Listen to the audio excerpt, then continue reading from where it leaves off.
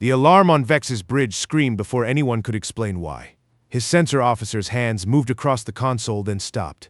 The display that had shown empty dark a heartbeat ago now showed hulls, rows of them. Vex's three-jointed arm flexed once, the secondary joint grinding like stone dragged over stone. "Report," he said. His voice held the cold bureaucratic cadence of 9 campaigns and 5 sieges, a voice built for giving orders, not asking questions. "Sir, we have contacts." Many contacts. The officer's mouth stayed open after the words left it. Vex looked at the display himself. The corridor had been silent for 70 minutes, 4,200 seconds of nothing. The kind of nothing his fleet had crossed a dozen times before without incident. Now the dark was full of ships that had not been there a breath ago. 2,100 of them arranged in a pattern too clean to be an accident, too patient to be a trap sprung in haste. Vex had conquered worlds before. He had never once seen his fleet surrounded without firing a single shot. A transmission opened on his console, unrequested, unencrypted, 4 words long. "You have been warned." Vex stared at the words. Somewhere behind him, War Admiral Thrax made a sound that wasn't quite a word. Vex did not turn. He kept his orange eyes on the 2,100 hulls that had appeared from nothing, and for the first time in a very long life, he did not know what to say back. The channel stayed open, waiting. I wish I could tell you the silence ended there. It didn't. Stay close. The 70 minutes that got him here are worth hearing. The vote had been simple, and lopsided, and wrong. 800 and some voices for annexation. 14 against. The 14 sat in the highest row of the conclave chamber, in obsidian carved 9,000 years ago, and they did not argue. They had learned, long before this day, that arguing with certainty only feeds it. Elder Valus was the youngest of the 14. Her hand still trembled when she cast her no. She had watched the small, quiet species on the rim for 300 years, and in that time she had come to understand one plain fact: some silence is not surrender. Some silence is a held breath. High Marshal Kalen Vex stood at the speaking platform when the tally closed, his obsidian plating catching the chamber's cold light. He had already drafted the victory announcement he always did before the vote, because the vote was always a formality. Human space would be the next line in a list that already ran 47 systems long. "Fossils," Thrax said beside him, glancing up at the 14. "They should have been cataloged with the stars they came from." Vex said nothing. He didn't need to. The numbers had spoken for him.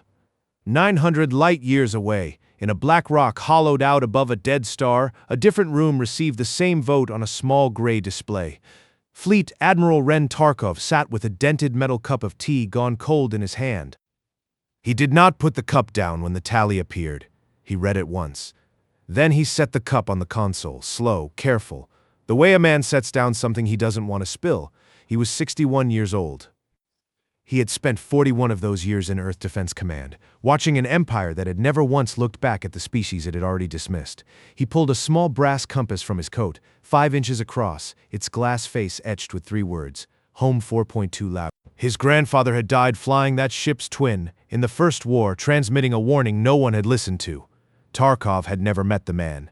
He had carried the compass since he was old enough to understand what it meant to be ignored. He tapped it twice against his palm. An old habit. A private kind of clock. "They voted," said a voice behind him. Captain Orina, young, sharp, still new enough to Aegis hold that the silence of the place unsettled her. 823 to 14. "I know," Tarkov said. "They're calling it annexation, not war. They always do." He turned the compass over once more before closing his fist around it. "Get me a channel to the other 4 fleet captains." Quietly. Orina hesitated. "Sir, are we responding?" "Not yet." Tarkov looked at the display, at the tally, at the small red marker that meant an Aethari fleet was already moving toward the mouth of the silent corridor. "We've been quiet for 300 years, Captain. A little longer costs us nothing." She left to open the channel. Tarkov stayed where he was, the compass warm now from his hand, and did something he rarely allowed himself. He thought about the wreck his grandfather's ship had become and the warning that had died with him, unheard, and the 300 years since where an entire species had learned to build things in the dark and say nothing about it. He didn't smile. Not yet. The Aethari 7th Expeditionary Fleet crossed into the corridor 2 days later. 2,800 ships arrayed in a formation Vex had used 11 times before this one, each time ending the same way. He stood at the observation rail of his flagship and watched the dark swallow his ships one by one, the mouth of the corridor closing behind the last carrier like a throat. Thrax joined him at the rail, silent as a tomb, he said. Pleased with himself. It always is, Vex said. That's how you know it's working. A junior officer approached with a data slate, offered it, withdrew it, when Vex did not take it. Sir, long-range sweep of the corridor interior, nothing on it. Not even background radiation from the old mining stations. Because there's nothing there, Vex said. There never has been. He believed it when he said it. That was the shape of his flaw, though he would never have called it that. Vex could not conceive of a species that would build something and never once let it be seen. Every civilization he had catalogued in 9,000 years had broadcast its strength the moment it had any. A show of force, a parade, a declaration. Strength that stayed hidden wasn't strength to him. It was simply absence. 900 light-years back, Tarkov received Vex's ultimatum on every open frequency at once: stand aside, submit to cataloging, or be destroyed within the hour. He read it twice. He tapped the compass twice. Maintain silence, he told the fleet channel. 5 voices answered him, his fleet captains scattered across 8 black site stations, ships built in absolute quiet for 300 years, waiting for exactly this. They haven't reached the threshold yet. Somewhere inside the corridor, the Ethari fleet kept advancing, confident, unhurried, certain of an emptiness that was no longer true. The 5 minutes Vex had given human space passed in total silence. No surrender, no counter-transmission, no panic frequencies opening across the outer colonies the way they had on every other world he'd delivered that same ultimatum to. Vex stood at the rail and watched the timer tick past 0 and felt something he did not have a name for yet. They didn't answer, Thrax said, as if Vex hadn't noticed. No. Every species answers. Even the ones who refuse, they answer to refuse. Vex said nothing. He ordered the fleet forward instead, deeper into the corridor, because forward was the only direction he knew how to give orders in. Back at Aegis Hold, Orana watched the same silence from the other side and found it harder to read than she expected. They're not going to respond, she said. Should we? Tarkov shook his head once. He hadn't moved from the console in an hour. Every time the Dominion has taken a system, the system tried to talk its way out first. Every single time. That's the pattern Vex knows. It's the only pattern he knows, and we're not going to give it to him. We're going to give him something he's never seen before. Tarkov finally looked up. Silence isn't a strategy Vex has ever had to answer for. He spent his whole career being the loudest thing in the room. Let's see what he does when the room doesn't answer back at all. Orana sat with that a moment. My grandmother used to say the same thing about arguing with drunks. Don't match their volume. Let them hear themselves. Tarkov almost smiled. Almost. Smart woman. She never got to see any of this, Orana said. She died before the directive passed. Before we started building. She didn't say anything else, and Tarkov didn't ask. Deep in the silent corridor, a Kaelan trade skiff drifted along the old mining lanes, running lights dark, its amphibious pilot doing exactly what Kaelan pilots had done for generations, staying invisible to empires that had never once asked them for directions. 300 years of silence had cost people things that didn't show up on a tactical display, and everyone on this station carried at least one of those costs quietly, the way Tarkov carried his compass, and getting very good at it in the process. The pilot watched the Aethari Armada pass less than a day's travel away and said nothing to anyone. The Kaelan had no navy. They had memory, and they had roots, and they had learned 300 years ago that some things were safer not spoken of, even to friends. She logged the sighting anyway, just in case anyone ever asked what she'd seen. Vex's sensor officer flagged an anomaly on the long-range sweep, a flicker, gone before it resolved, in a stretch of dark that should have held nothing at all. Report it, Vex said. Could be old mining debris, sir. Sensor ghost. Could be. Vex studied the flicker's last known position for a long moment, then dismissed it the way he had dismissed every warning about this species for 300 years. Primitive, silent, harmless. The words had been repeated so often in conclave reports that they had stopped sounding like an assessment and started sounding like a fact. Continue advance. He did not order a second sweep. That was the shape of his flaw, and he would never see it, not until it was standing in front of him with 2,000 hulls behind it. The conclave chamber, 900 light-years back, had gone quieter than usual. Elder Valus sat with the 12 others who had voted no, in the high row where they always sat, and for the first time in longer than most of the younger species could remember, none of them spoke either. They didn't need to. They had all read the same 6 reports filed away and ignored for 300 years, and they all understood the same thing. The silence from human space had never been fear. "You think they'll survive this?" said Keto, oldest of the Vale delegation, not quite a question. "I think they've been ready for this longer than the Dominion has been alive," Valus said. "I think we're about to find out what 300 years of patience actually looks like when someone finally asks it to move." Ketho folded his 4 hands together, an old Vale gesture that meant something between prayer and bracing. "And if we're wrong, then we'll have been wrong in the company of the only species smart enough to hide instead of shout." Valus did not sound worried. She sounded, for the first time in a very long life, almost curious. "I don't think we're wrong." Back in the corridor, the advance ground on, hour after silent hour, and something in Thrax's certainty began to fray at the edges in a way he wouldn't have admitted to anyone. "It's too quiet," he said, low to no one in particular. "I've never gone this deep into hostile space without a single hostile signal. Maybe there are no hostiles. Maybe," Thrax said, and didn't sound like he believed it, and didn't say anything else. "It's always quiet in here," Vex said. "That's the point of a corridor with no planets in it. Not this quiet." Thrax flexed his own lesser joints, a habit he'd picked up from Vex without noticing. 12 campaigns, sir. Because there was nothing else a war admiral could say to a high marshal that wouldn't sound like doubt. Doubt wasn't a currency the Dominion traded in. It never had been. On Aegis Hold, Tarkov finally set the compass down on the console. Face up, the glass catching the low light. 5 fleet captains, 41 years, 300 of silence, he said. Quiet, almost to himself. "We did not build this to fight. We built this to be believed." Orna glanced at him. "Sir, nothing." He picked the compass back up, tapped it twice against his palm, the old habit, the private clock counting down to a number only he had ever needed to know. He looked at the tactical display, the Athari fleet, fully committed now, no retreat vector left uncovered, exactly where 300 years of patience had always meant to put them. "Get me the fleet channel," he said. All 5 captains, the channel opened. 5 voices answered, steady, waiting, the way they had been waiting their entire careers for this exact moment and no other. Tarkov looked at the compass one more time. Home 4.2 LY. His grandfather's warning unheard for 3 centuries, about to be answered whether the galaxy liked the answer or not.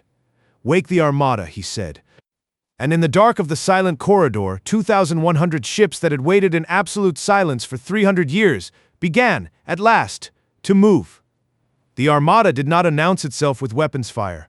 It announced itself with silence breaking, all at once, across every sensor bank on Vex's flagship, a wall of contacts blooming out of dark that had read empty a heartbeat before, hulls uncoiling from stillness the way a held breath finally lets go. Vex's tactical officer's hands stopped moving on the console. "Sir, we have contacts, many contacts." This was the moment, the one already told, the one that had frozen the whole galaxy's attention on this stretch of dead space. Now it played forward, past the freeze, into what came next. Vex stared at the display. Ship after ship after ship, arranged in a pattern too clean to be chance and too patient to be a trap sprung in haste, surrounding his fleet on every vector without firing a single round. His transmission channel lit with an incoming signal.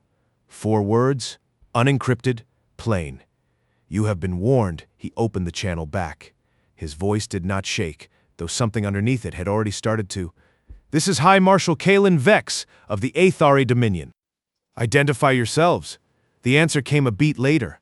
Level, unhurried, the voice of a man who had rehearsed this moment for longer than Vex had commanded a fleet. Fleet Admiral Ren Tarkov, Earth Defense Command. A pause, not for effect, just because there was no need to rush.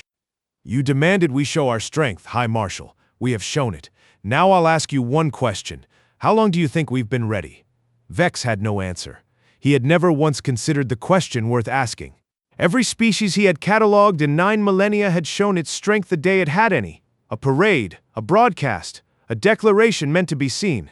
Strength that hid itself wasn't strength in his accounting. It was absence waiting to be filled by someone bolder. He understood now, watching 2,000 hulls hold their positions without firing, that his accounting had always had a hole in it, the exact shape of this species. His secondary joint ground once, stone on stone, the tell he'd never learned to hide. Thrax heard it and said nothing. There was nothing to say. Sir. A different voice from Vex's own bridge, quieter. They're not moving to engage. I can see that, Vex said. They're just here. That was the part that undid him faster than weapons would have. A fleet that wanted to kill him would have opened fire the second it revealed itself. This fleet had waited 300 years to be seen and then, having been seen, had done nothing at all. It was a message with no ambiguity in it. We could end this, and we're choosing not to, because ending it was never the point. Orders, sir? Thrax asked. Vex looked at the human transmission, still open on his console. Tarkov's question sat there, unanswered, and Vex realized with something close to vertigo that he did not have a version of himself equipped to answer it. Every instinct he owned told him to escalate, to threaten, to remind this primitive fleet who they were speaking to.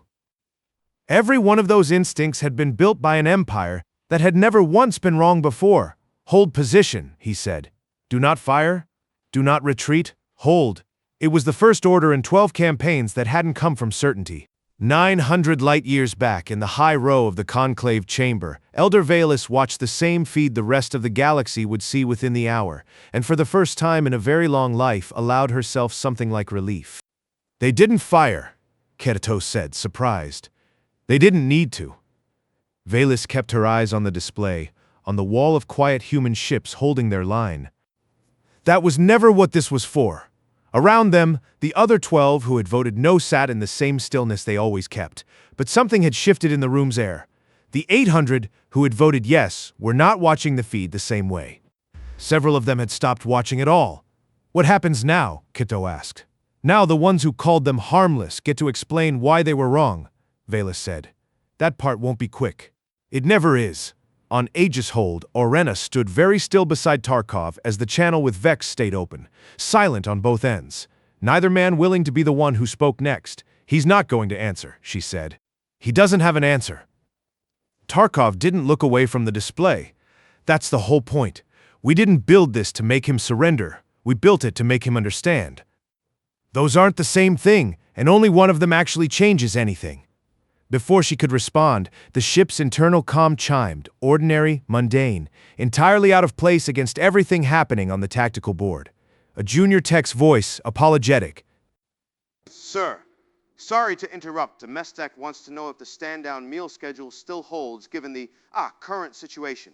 Tarkov almost laughed. Almost. Tell them yes, he said. Everyone still eats. The galaxy can wait for us to finish dinner. He reached for the dented metal cup at his elbow, found it empty, set it back down without refilling it. A small, ordinary motion in the middle of the largest moment of his career. Orena watched him do it and understood, for the first time, exactly what kind of patience it had taken to build a fleet in silence for 3 centuries. It wasn't the patience of someone waiting for a single dramatic hour. It was the patience of someone who could still care whether the mess deck served dinner on time while 2 empires held their breath 400 kilometers apart. It was Ketho, of all the 14, who finally rose from his seat in the conclave's high row and requested the floor. The chamber quieted, unused to hearing from that row at all. 300 years ago, he said, this body received 6 reports on a species it chose to ignore. I was junior enough then that no one asked my opinion. I'm asking for it to be heard now. He paused, and in the pause every delegate who had voted yes felt the floor tilt slightly beneath them. We called them primitive because they were quiet. We called them harmless because they never showed us anything to fear. We were wrong on both counts, and the cost of that wrongness is currently holding a Dominion fleet motionless in the dark, waiting to see what we do next. No one interrupted him. No one had anything to interrupt him with. I would like the record to reflect, Quito said, that the 14 who dissented did not do so out of sentiment. We did so because we had watched long enough to recognize the shape of a species that had already decided how this would end, 300 years before the rest of us noticed it was happening. He sat down. The chamber did not applaud. Vex stood at his rail with Tarkov's 4 words still lit on his console. You have been warned and understood with the particular clarity that only comes to men whose certainty has just been proven false in front of an audience. It simply sat with what he'd said, the way rooms do when something true and unwelcome has finally been spoken aloud, in the corridor the standoff held. Neither fleet moved, neither fleet fired. that whatever happened in the next hour would define how his entire species was remembered for the next 9,000 years. He had one question left, and he made himself ask it, because the alternative was silence, and silence was the one weapon he had no answer for. "Admiral," he said into the open channel, "why not fire? You have every advantage. Why hold?" Tarkov's answer came without hesitation, as if he'd known the question was coming before Vex had thought to ask it. "Because the point was never to beat you," Tarkov said. "We already won the one that mattered." Somewhere behind Vex, a sensor officer's console flagged a new signal. Not from the human fleet, but from deep within the Dominion's own formation. The point was to be believed. "You'll find those are very different wars, High Marshal." A status change rippling backward through his ships as crews who had spent 70 minutes staring at 2,000 silent hulls began, quietly, without orders, to understand exactly what they were looking at. The ripple didn't stop at one ship. Within minutes, it had crossed a third of Vex's formation, captains quietly disengaging weapons, locks that had never been ordered to disengage, crews standing down from battle stations no one had called them to. Thrax watched it happen on his own console and said the thing Vex had been refusing to say out loud. "They're not waiting for your order anymore, sir? They've already decided." Vex turned from the rail. For the first time in 12 campaigns, he found he had nothing to threaten anyone with. A High Marshal's authority had always rested on being right. He had just been wrong in front of every ship under his command in a way no amount of rank could argue back into certainty. "Signal the fleet," he said finally. The words came out quieter than he meant them to. Full withdrawal. No one fires. No one engages. Thrax didn't move for a moment, then nodded once and gave the order himself, because some part of him understood that Vex could not be the one to say it twice. 2,800 ships turned in the dark, unmolested, unpursued, and began the long retreat back through the corridor they had entered, so certain of what waited on the other side. Vex stayed at the rail until the last of his own fleet had cleared the human formation. Tarkov's channel was still open, silent now on both ends, and Vex found himself speaking into it anyway, because the alternative was carrying this alone. "You could have destroyed us," he said. "All of us. Right here." "We know," Tarkov said. "Why didn't you?" There was a pause long enough that Vex thought the channel might have closed. "Then ask your 14 dissenting voices sometime when you get home. They understood what this was before you did. We didn't build the Armada to win a war, High Marshal. We built it so a war would never have to happen. Firing on you tonight would have made us exactly the kind of empire you already thought we were." Vex had no answer to that either. He closed the channel himself this time, and stood alone at the rail while his ships fell back into the dark, carrying nothing home but the truth of what he'd seen. The conclave reconvened 3 days later, and the vote to annul the annexation order passed unanimous, every voice in the chamber, including the 800 who had once been so certain, casting the same answer at last. The 14 who had voted no the first time did not gloat, they simply watched, the way they always had, patient enough to let the rest of the galaxy catch up in its own time. Elder Valus rose once more briefly when the tally closed. "We spent 3 centuries calling this species harmless," she said. "I would ask the record to note that harmless was always the wrong word. Quiet was the right one. There's a difference, and it nearly cost us everything to learn it." No one argued with her. No one had anything left to argue with.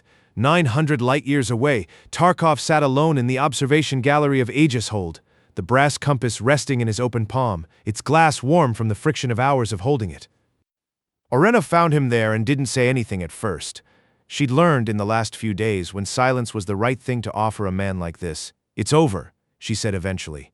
"It's starting," Tarkov said.